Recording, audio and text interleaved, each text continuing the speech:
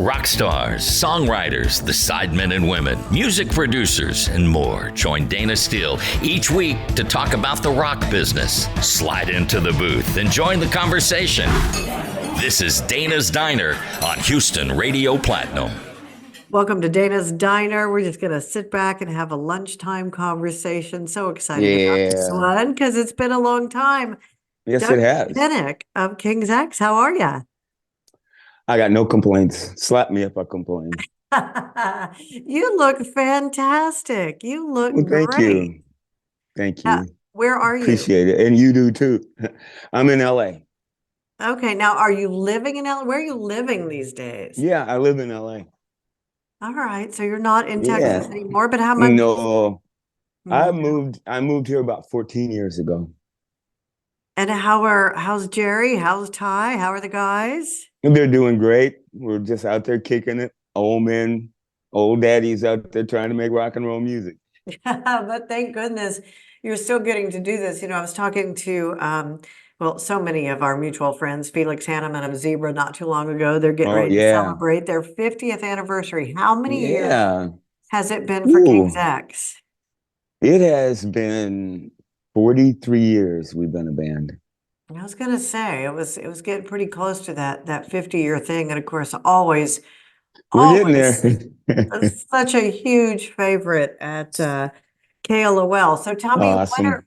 Did you think you would be doing this 43 years later? I knew I would be, but I didn't think about it. You know, it's like I've just been doing this my whole life, and I've never thought about the future or the past. I just keep doing what I do. It's just been that thing from the time I heard a sound. I wanted to make music, and the first time I ever sang in front of anyone, you know, they cried, and I went, well, I guess I better keep doing this. So it was good tears. It was good tears. What is the last? Oh yeah. What is the last real job? You know, real job. What's the last real job you ever had? It was 1978. I think it was. And it was a place called Kinetic Systems. And they built computer modules for Russian computers. Now, remember, this is 78. So we never heard of computers till like the late middle 80s. So I don't know what we were sending them, but it was going to Russia. And we put these, I was in shipping and receiving. So I sent everything out. But the people in a place, they sat down and soldered all the computers together and stuff. When I first started working there, I was putting aerosol cans on spray bottles. And that was like, drove me crazy. But it was just a regular job. I kept it for almost a year. And before that, I had a job for 6 months as a cook at a daycare center. And before that, I had a job for about a month. And when they put me in the graveyard shift and I had to punch holes in asbestos insulation for cars, I said, no, I can't do this. And I left, and I decided I'll never work again. I mean, my cousin told me one time when I was 16, she said, Dougie, it's a terrible thing for a man to do the thing he don't want to do for the rest of his life. And I think it stuck in the back of my mind somewhere where I wasn't going to live my life doing what somebody else wanted me to do just to get paid. I couldn't do it. So what are you doing these days? Tell me what's going on, touring, recording, what's happening? Making records, we're still doing what we do, you know, side projects, playing live. King's X plays at least a weekend a month. That's about what we've whittled it down to, which is good for us. A weekend a month is great. We can come home and do our thing, and I can do other things, you know, because we're older now, so we don't have to be on the road 24 hours a day. And we're not 27 years old either. So that tour bus thing, I just don't want to do it anymore. It's you know, staying up late, drinking, partying. You know, we could do that when we were younger, but no, not anymore. It takes me a couple of days to recuperate from a late night party now. So we're just doing that. Ty and Jerry both doing solo records too. You know, we're still putting King's X records out. We're talking about making our 11th or 12th, I think, or 16th. I lost count, but we got a new one we're talking about making. And I have a new solo album coming out in a couple of months. Just finished that up, and yeah, and just getting together with people doing side projects. When you look back over these 43 years of being able to play music for a living, Mhm. it's a question I get a lot. Who are some of who are the highlights out of all the people that you've Mm. gotten to meet and Hmm. play with in 43 years? Can you pick a top 2 or 3 that you look back and go, oh my God, I met so-and-so or I played with so-and-so? Yeah, AC/DC. When we toured in 90 or 91, I think it was, we spent 4 months with them. We got to hang out with them. They took us out to dinner. They even told us that they requested that we open for them because they really liked our band. And they said they usually don't do that. So that was a real it was inspiring for us, and just to go out. And I mean, this is like when our second or third record was out, so we're in the Rolls Royce, playing arenas. I mean, it didn't get no bigger than that at that time. So I got to experience it, and then you get back to reality and you get out there and do your thing. And let me see, who else would there be They were that also I good people, though. I want to point that out. They traveled with Angus's wife, would cook dinner sometimes after the oh show. They had their kids. now I this I tour remember going to went to a restaurant after a big arena show, big show in San Antonio with mhm. Brian Johnson. And poor Brian, he kept ordering nachos, and they kept bringing us matches. You take the nachos. Yeah, I can hear that because you can never understand what he's saying. Not a clue. He would call me and he would talk for 5 minutes, and then there'd be this long pause and he would say, you haven't understood, an effing word I've said, have you? And I'm like, nope, not a word, no clue. Okay, so who else? AC/DC, that's great. Well, Who else? I got to tell you one more story. That Oh, we were having dinner, and Brian was telling jokes and everybody's laughing, everybody, and I'm sitting there going, I don't understand the word. So I looked at Angus. He was sitting next to me, and he says, Angus, what did he say? He said, just laugh. We don't understand what he's saying either. okay, And so that's why I love it. it wasn't just me that couldn't understand him. No. What was the other question? Oh, who else? Who else? Oh AC/DC, yeah, let that's me. a great Oh answer. my goodness. When I met Elliot Easton, he cried because he said King's X meant so much to him. That was overwhelming. The Cars, are you kidding? Um, Getting to meet Billy Cox on the Hendrix tour, which is, I mean, I learned how to play bass listening to Band of Gypsies. I mean, just hanging out with him and hearing his stories, that was amazing. Um, I could go down the list of people that I've met that I'm a huge fan of, and that they're a huge fan of King's X. It seems like that's the way all these people, when I met them, like Crosby, Stills, and Nash. I mean, Stephen Still said, "I love your band. We wanted you to sing in our band, but you got a band." And he looked at me, with this like stupid look and walked away. And just, I mean, those are the comments that people used to give me. Jack was his Blade, the guy in the bass player in The Night Night Ranger, Ranger. yeah. Yeah, when I met Damn Yankees, he came up and said, "Fine Art of Friendship." I wish I had written that song. It's a good song, and we smile, And so meeting all my heroes, they were usually fans, and we were just backstage, and they would just come up. I mean, Joey Ramone watched us play in the middle of the floor at the Cat Club when no one else is on the floor, because we were nobodies. We were going to get signed, basically. And Joey stood there and watched the whole show, and then we hung out afterwards. So it was just a surprise of all these people that gave us their thumbs up. It was like we're the little brothers who popped on the scene, and everybody turned their head and goes, "Whoa, cool." And it really kept us going. It still keeps us going to this day to run into these people even now. Here's Me. a great KLOL connection that you can appreciate, of course, living in Houston and being around Oh yeah, KLOL so much. It's the story of how Damn Yankees came to be. yeah. Ted Nugent sticks, and Night Ranger were all at a KLOL rock and roll auction. And you know how we Oh, used to wow. do the jam Yeah, I session. was always there. And so they got together and started, Jack Blades and Tommy Shaw and Ted Nugent. They got together and were trying to come up with a set, and they called themselves those damn nightsticks. So that they could do a little set after the KLOL rock and roll auction. And that's where the Wow, seeds were first planted for man. damn Yankees. So I did not know that. That is yeah, it's awesome. always fun to know we had a piece of that. And, Huh. I get to talk to so many people on Dana's Diner, so many people that have been friends over the years. And somebody who was recently on that I've known just, oh my God, I think I was 19, since I was 19, who just went on and on about you. And that is Carmine Apiece. Oh, I love Carmine. We just did a thing. Ted Nugent played guitar on one of the tunes. Oh man, I love Carmine. We go way back. And Cactus, well, even go back to Vanilla Fudge, which I mean, I got to tell people, Vanilla Fudge's first record came out before Cream.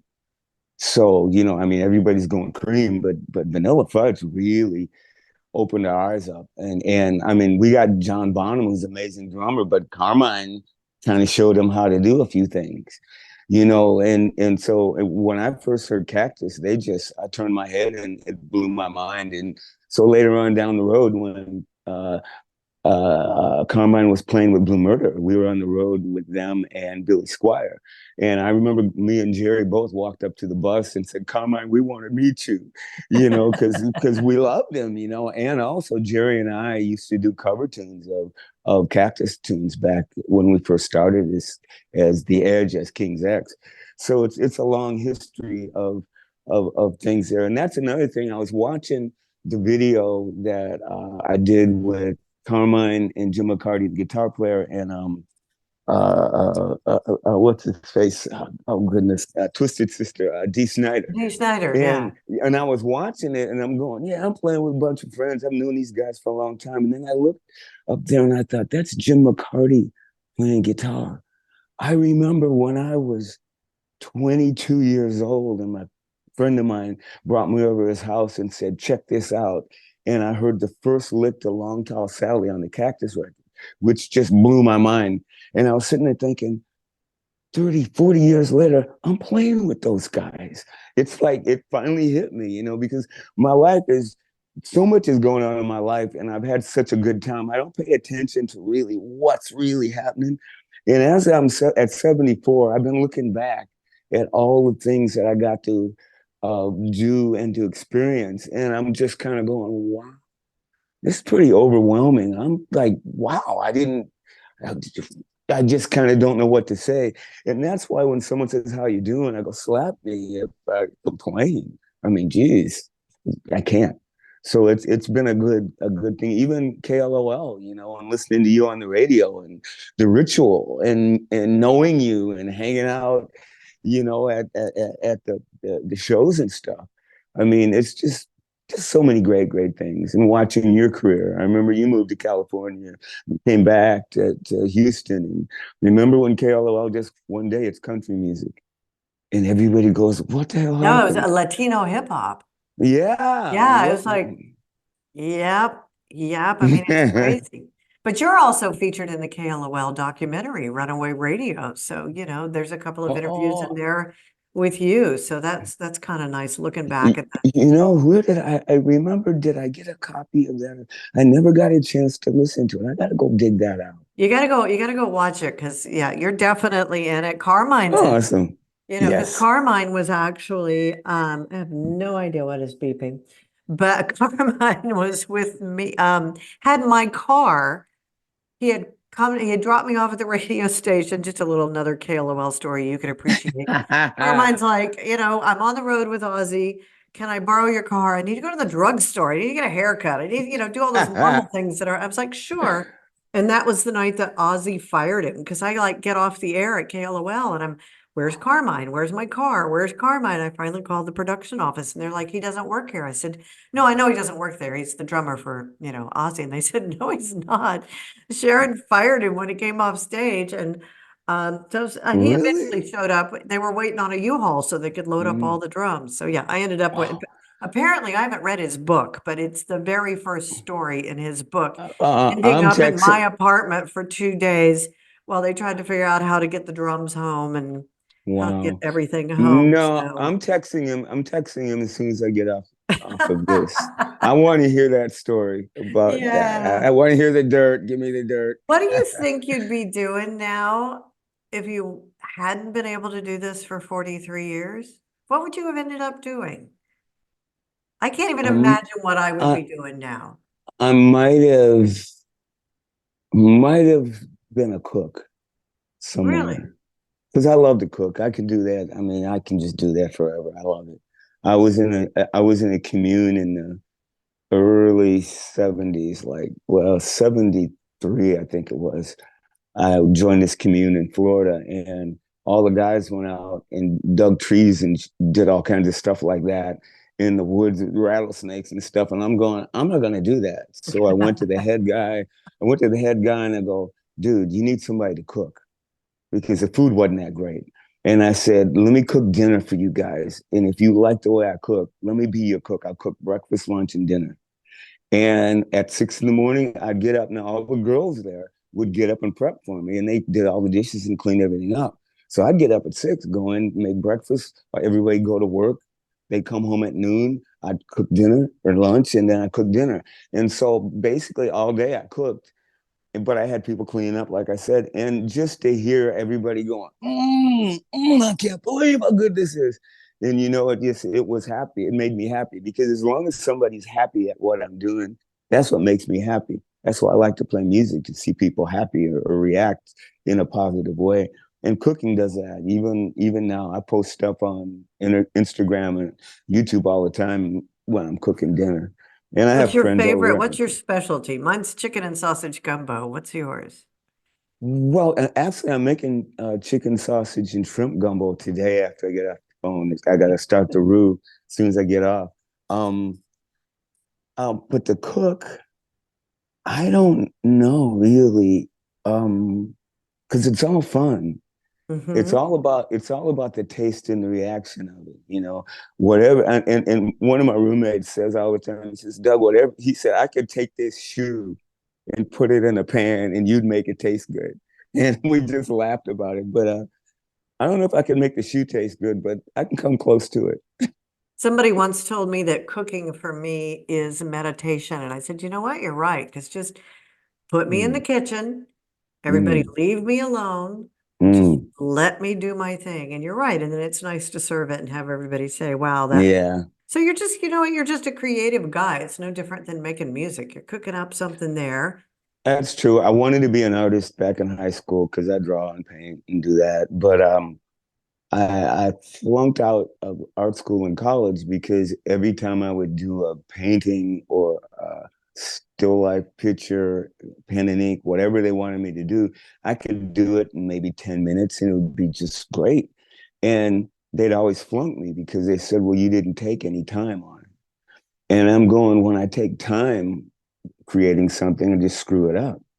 It's even, everything that I do, if I keep working on it, it just turns into me working on it rather than what it essentially was supposed to be when I first envisioned it and created whatever it is that I'm trying to create.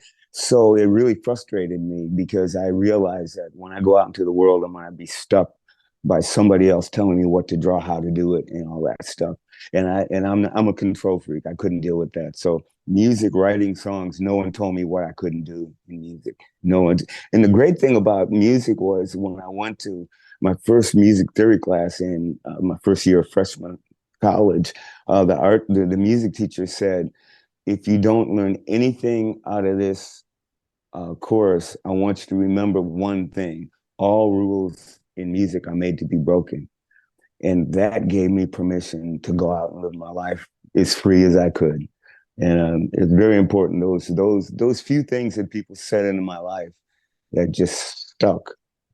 First time I sang, I remember I was around 3 or 4, I guess, because when I got done singing, my aunt came up to me and she got on her knees and put her hands on my shoulders and prayed for me and said, God, use this boy, blah, blah, blah. And she spoke in tongues and all this religious stuff came out of her.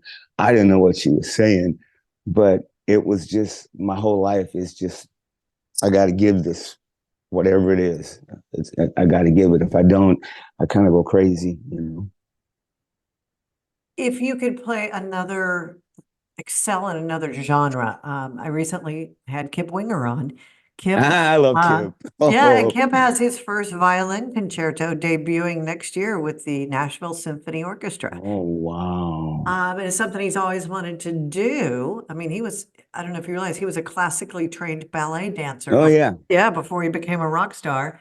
Yeah. And then he always just, thanks to, a bad cartoon that sort of changed his career trajectory. And it did. But he used it to do something he always wanted to do, which was to learn to compose classical music. And now he's having an absolute ball. Is there a genre, if you could easily just go try it and do it for a while, is there another genre that you would do?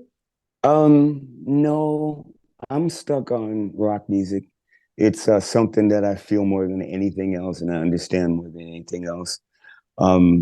And I know Kip, and he is incredible when it comes to his knowledge of music also, and his vocal. One time I did a vocal exercise with him, and he just blew my mind. I go, "How did you do that?" And he says, "Well, my aunt was a music teacher, and she taught me this stuff." And I was just more impressed. You know, I've known Kip for a long time. But back to the question. What was the question again? If you could do another genre, is there one, or is it rock and roll for you? Oh yeah. No, it's just rock and roll, because from the time I was born, I was listening to rock and roll. That was the thing. Chuck Berry, Little Richard, between 1 to 10, I'm listening to Elvis and all that kind of stuff. And then when I got into, in my 10 to 15, 16, it was Motown and soul music, and that's still rock music to me. And then when I got in my 20s, Led Zeppelin just changed everything, and Band of Gypsys. So for me, it's I understand rock music, especially the gospel funk side of it, there's an emotion I feel that I've tapped into, or that I've learned how to emulate from that side of the music field. Like classical music, yeah, I could learn it, but I don't think I could learn the passion of it, because what's important to me is the passion of the music, not just the notes. You can play notes all day long, but if let me explain it better this way, is when you talk, when you say something to me, I know it's you because I know your voice. It has a certain sound to it. When you play an instrument, great musicians, when they play an instrument, they have a certain sound that they create. It's in their fingers. It isn't in the amp. It isn't in their tone. It's in their fingers. It's a way they inflect their hands and their drums or whatever they're doing to make you go, I hear what you're saying. And that's very important. And that's why there's a lot of mediocre musicians, and then the ones that can do that, the ones that rise above, they're the cream. And you might not like their music, and you might think their band sucks, but what they create is something real, that's tangible, that you can reach out and touch it almost. And that's important to me. So in my life, if I can't do that in whatever I'm doing, there's just no motivation. You've been listening to Dayna's Diner, a weekly conversation with the men and women who created your favorite classic hits. Dayna's Diner is produced by Dayna Steele and Houston Radio Platinum.